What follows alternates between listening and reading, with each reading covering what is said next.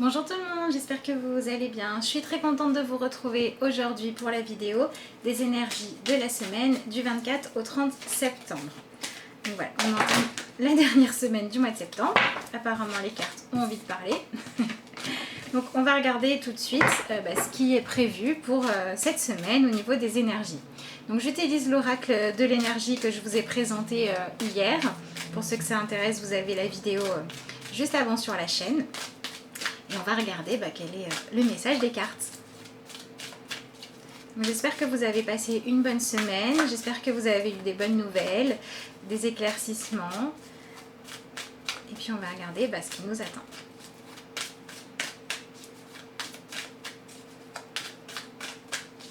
Allez, c'est parti. Alors...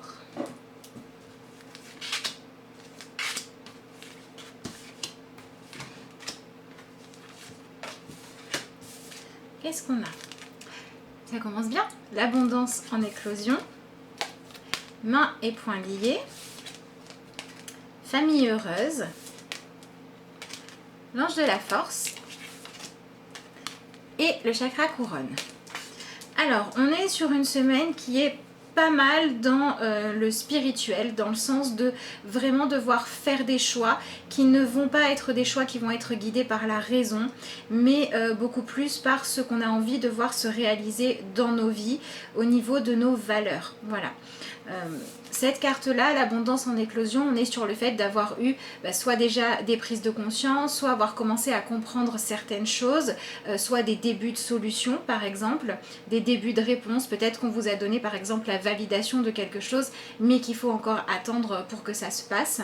Et donc c'est une carte qui va nous inviter à utiliser ce temps où on commence à savoir dans quelle direction on veut aller, où on a posé les premiers pas de ce qu'on veut réaliser dans notre vie, mais où on ne peut pas encore aller trop vite, pour aller travailler sur les blocages qui peuvent nous rester et nous empêcher d'avancer, notamment dans notre foi, dans nos croyances. Voilà, c'est vraiment une semaine où on va nous proposer d'aller un petit peu fouiller à l'intérieur de nous pour regarder quelles sont les choses qu'on appréhende donc encore, de quoi est-ce qu'on a encore peur, comment est-ce qu'on pourrait se dire peut-être que finalement je vais pas y aller parce que ça dure trop longtemps avant que je puisse réaliser les choses et je risquerais de me décourager.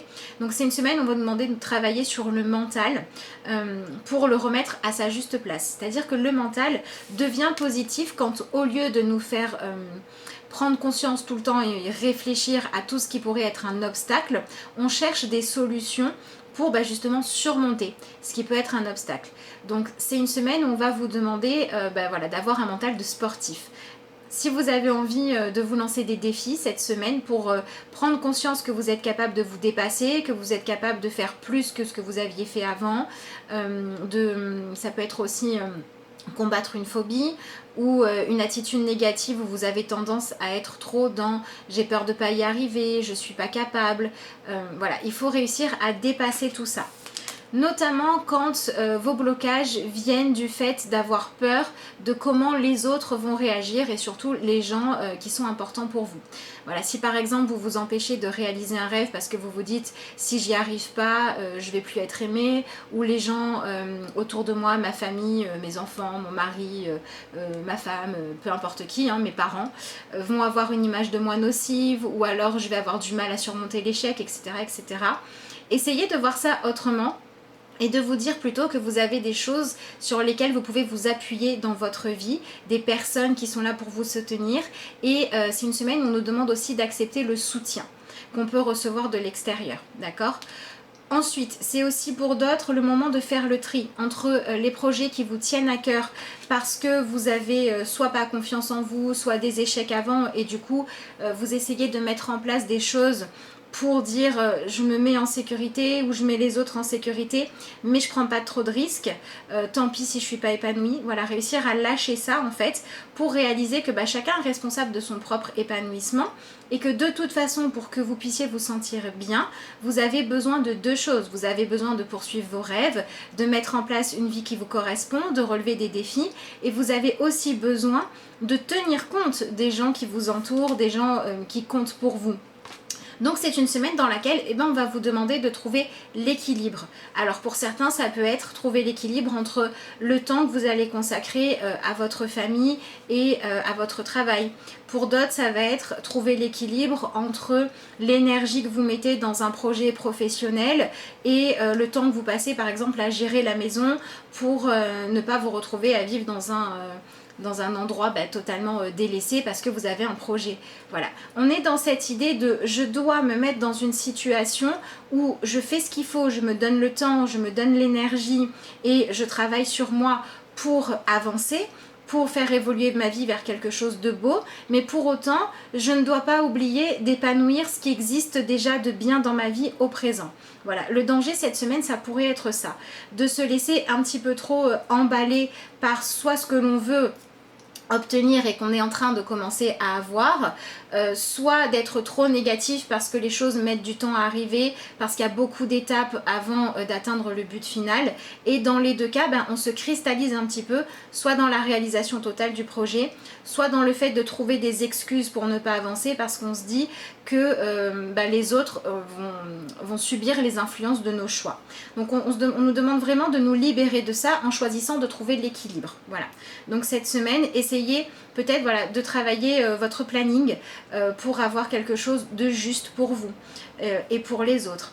Essayez de ne pas voir les gens que vous aimez et comment ils pourraient réagir face à vos choix comme un frein, mais plutôt de vous dire il faut que je m'épanouisse pour moi et aussi pour les autres.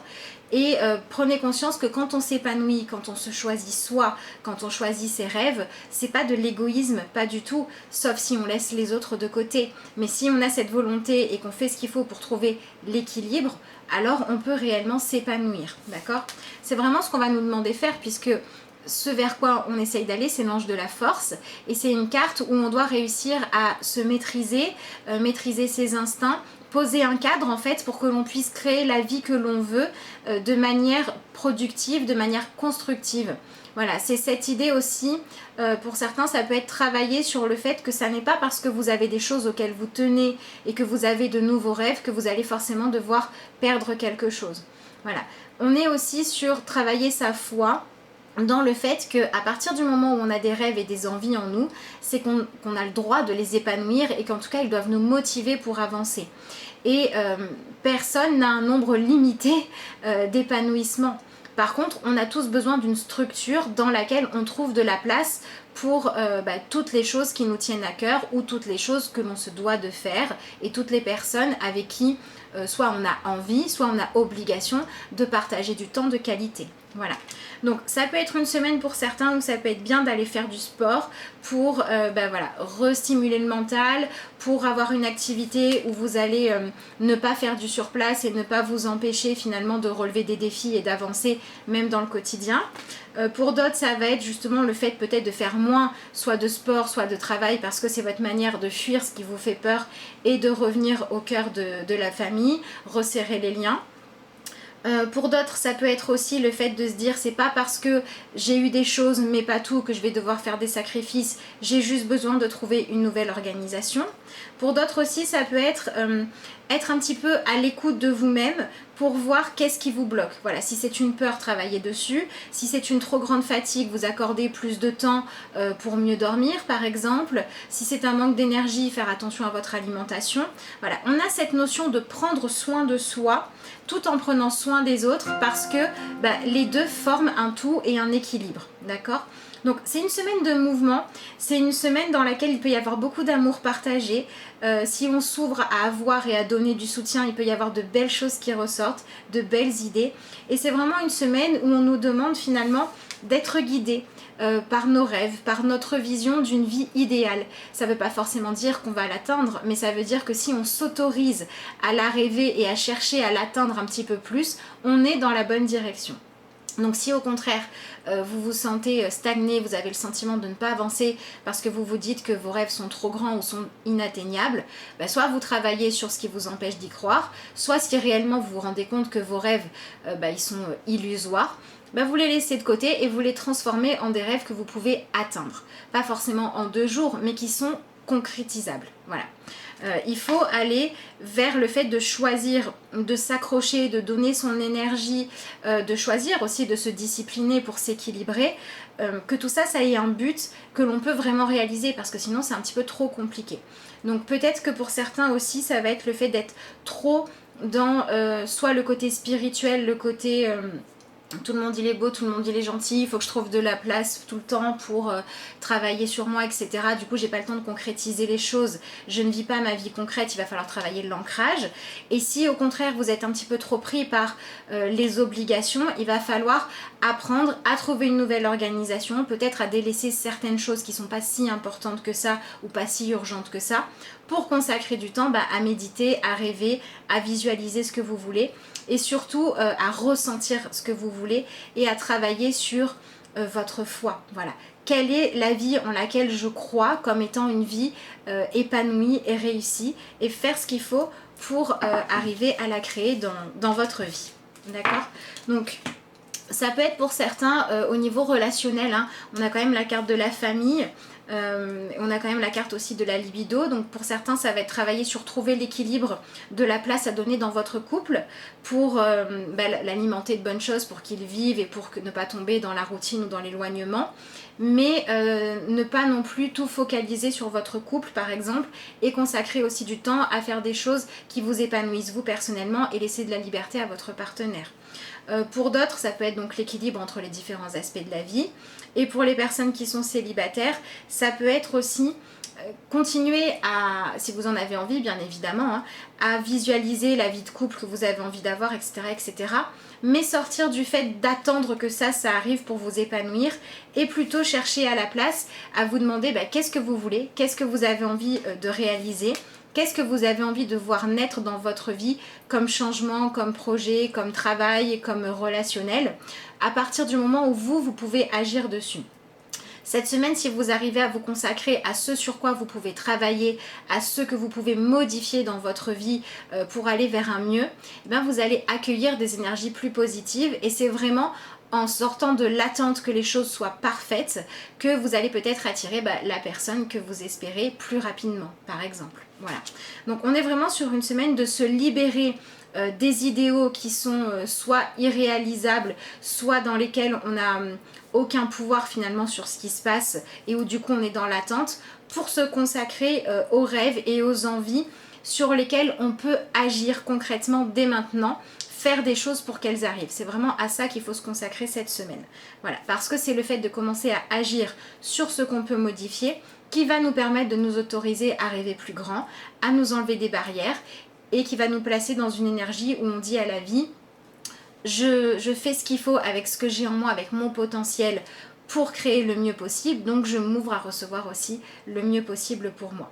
Et il est possible qu'avec ce travail-là, il y ait pour certains des changements de perspective, des rêves qui se modifient un petit peu, des directions qui ne vont plus être tout à fait les mêmes à la fin de la semaine que ce que vous pensiez prendre au début. Voilà, il peut y avoir des petites choses qui évoluent au fur et à mesure de la semaine. Allez, on va regarder avec le tarot dans quelle énergie on est.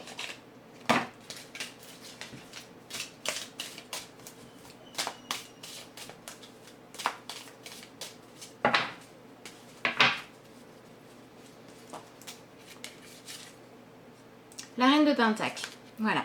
Donc on est vraiment dans cette énergie de prendre soin, de protéger son foyer, de faire en sorte que tout le monde ait ce qu'il faut. Mais avec la reine, on est dans l'intérieur, on est dans le fait de faire des plans, d'organiser des changements. Et puis on est aussi dans cette sensibilité, dans le fait de vouloir chercher ce qu'il y a de mieux pour tout le monde et comment est-ce qu'on va le manifester. Voilà, donc on a vraiment ce besoin d'observer, de faire un petit peu le vide dans son mental, d'enlever ce qui ne va pas pour chercher à faire en sorte que soi-même d'abord et tous les gens qu'on aime puissent s'épanouir et chercher l'équilibre pour pouvoir concrétiser avec des changements qu'on met en place une vie la plus saine et la plus épanouissante possible pour tout le monde. Voilà. Donc si vous avez aussi dans votre famille des personnes que vous sentez pas bien, vous pouvez peut-être leur proposer de les aider à mieux s'organiser, de sortir quand ils restent trop chez eux, ou au contraire de parler de qu'est-ce qui leur fait peur, pourquoi est-ce qu'ils fuient tout le temps dans le travail. Vous pouvez être aussi l'oreille attentive des autres cette semaine, ou en bénéficier bien évidemment. Voilà. Donc j'en profite pour vous dire que si vous souhaitez une consultation, si vous avez besoin de travailler sur quelque chose, poser vos questions, un message spontané ou autre chose, vous pouvez m'envoyer un mail à l'adresse de la carte aux étoiles @gmail.com et vous pouvez aussi me joindre via la page Facebook de la carte aux étoiles et je vous réponds avec plaisir. Allez, on va terminer le tirage avec une carte dans l'oracle, le pouvoir du lâcher prise, pour voir le petit conseil de fin de la semaine.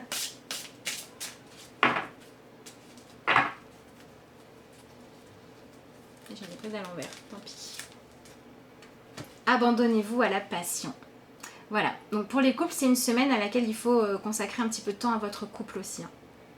Voilà, et si vous n'êtes pas encore en couple, il faut trouver quelque chose qui vous plaît, qui vous permet de vous épanouir, même si vous n'êtes pas en couple. Voilà, ne vous enfermez pas parce que tout n'est pas parfait en fait cette semaine. Hein.